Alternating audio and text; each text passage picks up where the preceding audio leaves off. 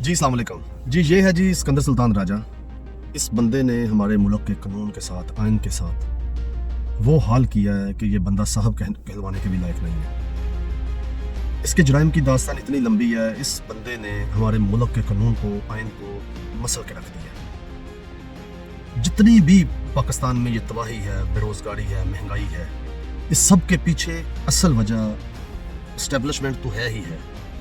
उसके बाद जो सबसे पहला नंबर आता है वो इस बंदे का है। इस बंदे ने हमारे कानून के साथ किया क्या, आइन के साथ किया क्या। देखें, कोई भी इंटरिम गवर्नमेंट आती है, बूढ़ी हुकूमत आती है, उसको चलाने के लिए जब हम अपने वज़ीर आला का, वज़ीर आज़म का इंतखाब करते हैं, हम उसको उस मनसब पर बिठा देते हैं। वो बंदा सिर्फ वज़ीर आला नहीं होता। वो जो 25 करोड़ अवाम जो मजदूरी करते हैं, सड़कों पे धक्के खाते हैं सारा दिन, अपने खून पसीने की कमाई से इस मुल्क को टैक्स देते हैं, वो सारा टैक्स सरकार के खाते में जाता है।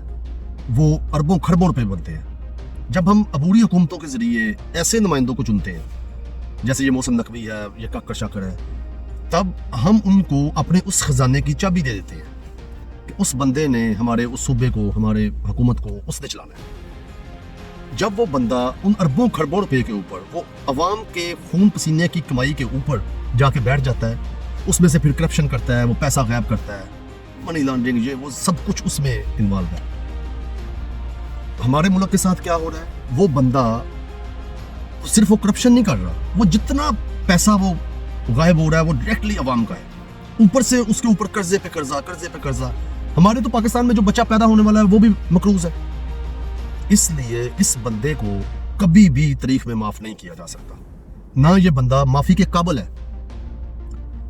हमने आने वाली हुकूमत से, बेशक वो इमरान खान की हो, हमारी नस्लों को ये बात याद रखनी चाहिए, हमने इन बंदों को इबरत का निशान बनाना है। इनके जराइम को कभी भी हमने बुलाना नहीं है। अभी देखें, इस बंदे ने, जब इमरान खान साहब ने सूबाई असम्बलियाँ तोड़ी थी, तो ये बंदा अगर टाइम से इलेक्शन करवा देता तो आज ये हालात इस तरह ना होते। ये हिलो हुज्जत बहाने करता रहा, मेरे पास पैसे नहीं है, गवर्नमेंट मुझे पैसे नहीं दे रही, सब कुछ था। लेकिन अगर ये बंदा चाहता इस सिस्टम को ठीक करना, ये नहीं कर सकता था। सिंपली अपने हैंडलर्स को, एस्टेब्लिशमेंट को ये बात कहता कि मैं ऐसी बगैरती अपने मुल्क के साथ मैं नहीं कर सकता। वो कोई और बंदा ढूंढते, उस बंदे को लाते, वो भी बंदा भी यही बात कहता कि मैं ये काम नहीं कर सकता।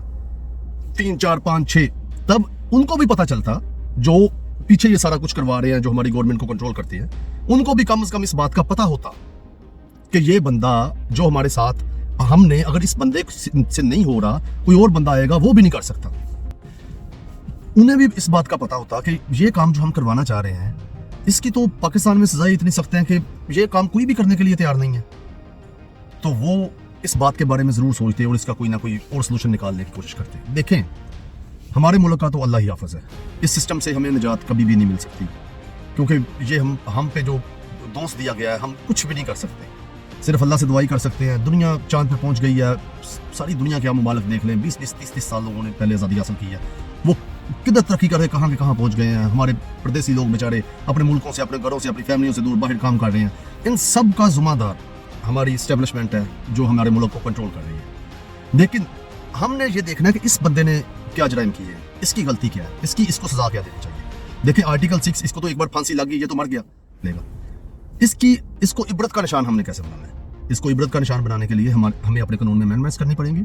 इसकी पूरी एक नस्ल को, इसकी फैमिली में से कोई बंदा भी ना छोड़ा जाए, उनको सरेआम चौकों में फांसियां दी जाए। मीर जाफर भी सादक, इनको पता चले कि गद्दारी किसे कहते हैं, जो इस बंदे ने हमारे मुल्क के साथ हाल किया है। इस बंदे के जुर्म इतने बड़े हैं, जिन नाकाबिल तलाफी हैं, जिनको कभी माफ किया ही नहीं जा सकता। हमारे मुल्क के साथ जो कुछ भी हुआ है, हमारे कानून आइन के साथ जिस तरह उसको तबाह किया गया है, उस हर चीज़ की जिम्मेदारी इस बंदे पे आयद होती है। इस बंदे को कभी भी माफ नहीं किया जा सकता तारीख में।